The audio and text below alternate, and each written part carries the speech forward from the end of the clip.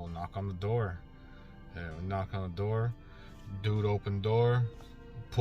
We pulled out the piece, pushed in. Hey guys, welcome back to All City Motivation. Today we're going to talk about what I did to land these charges to get myself thrown in prison. So I have two co-defendants on this case. One of them we're going to call Easy. The other one we're going to call B.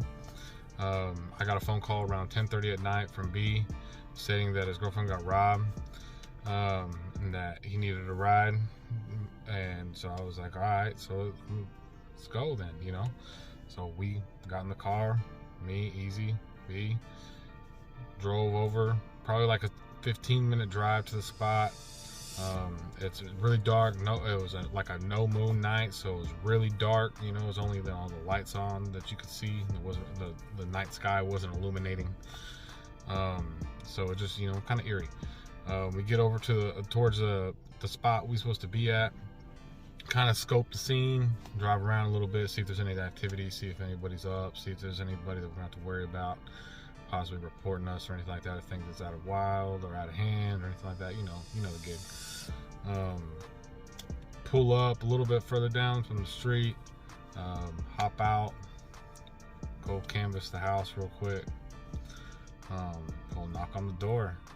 Yeah, we knock on the door, dude opened door, we pulled out the piece, pushed in, told him, yo, where's he at? And they said, where's who at? And we're like, you know who we talking about, the person who just got done robbing such and such before. And there was just froze, like it was crazy. Seeing it was like literal definition of fear. But when we pushed in, we noticed that there wasn't just him and his sister. There was also another person, and another person. So we're all like, there's 5 versus 3. So immediately we all corral, you know, try to get him pinned down. One tries to dip out towards one of the back bedrooms, so I follow. Try to pin themselves up against the door, you know, pushing the door, you know what I'm saying, trying to bridge it and everything. So I kick down the door, grab the individual by the neck, pull out the piece and tell them don't move, you know. There happened to be, I guess, like 3 other firearms in that room that I discovered. We got everybody put back into the room. So could have been crazy, could have got very unlucky in the situation for either or. So we got everybody back into the room. B held them all with his piece. Me and Easy went and checked out the premises, looking for what was stolen plus, you know, get backs. So got done ransacking the place, found like 4 firearms, found a little bit of money, but not what we were really looking for. So, you know, where we went up to dude and he was sitting on the couch, and, you know, I found the piece that he shot at B's girl with. But it was a revolver. It was, you know, had like, you know, like a little revolver, and two of the casings are spent. So you could tell that that's the one that he used for the story that she told us. So we're like, all right. So I went over to him with it, and I was like, yo, man, where's it all at? He was like, I don't know what you're talking about. So when he said that, wait, got him. You know what I mean? Like it's pretty mean little whip. You know what I'm talking about? So kind of rocked and everything. I was like, I'm gonna ask you again. I was like, where's it all at? He's like, I have no idea what you're talking. Boom! Before he could even finish a sentence. You know what I mean? Got him again. So when that happened, his homeboy next to him was like, bro, would you just tell him where it's at? And I'm like, look, see, your homeboy done gave you up. You might as well tell us where it's at.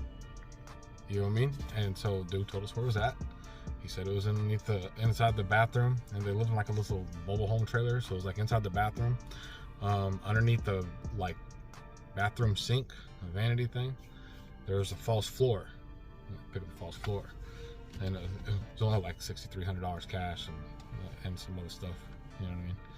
So we gather all that, and then we have a little group meeting with everybody right there, saying, yo, man, we got a decision we got to make. I'm like, what do you mean? Well, I mean, This is me saying this. I'm like, well, we can't just leave them there like that. And you think they're just gonna let us walk out the door? And Easy started laughing, and B was like, no, you're right. I was like, so we either gotta put them in a box, we gotta tie them up. And so we chose the latter.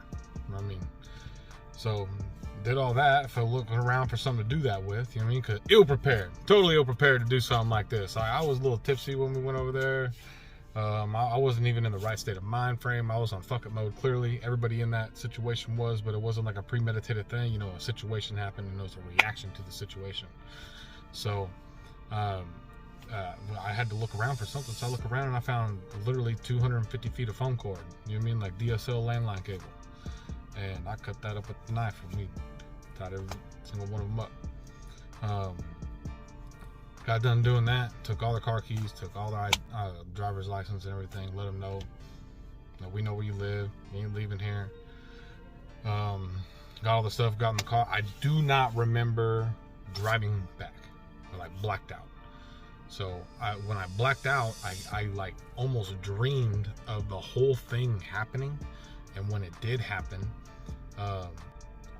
I wake up and I see all the pieces on the table and everything. I'm like, oh man.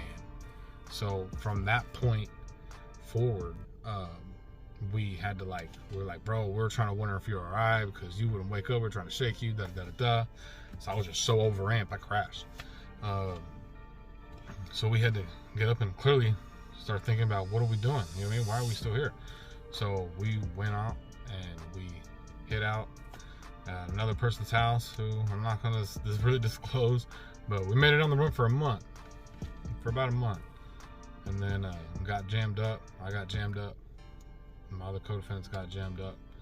And then that started that year-long journey in county jail, which is 10 times worse than prison if you know anything about county jail versus prison, if you've ever been to both. I can break that down in another video. But county jail is so much worse. Started that 1-year trend over there before I pulled chains to get to prison. And that's how I incurred the charges that I incurred. I had there's others, you know what I'm saying? Like there are other people that was involved in the case. When we're trying to go to court over the whole thing, their statements didn't line up. They had one witness's statement the very next day, 2 more 2 days after that, and then like the other 3 were like within a week after that. So we're talking the furthest statement from the point of the time that happened. They tried to recall it 14 days later. So they picked all 3 of us in the wrong photo lineup.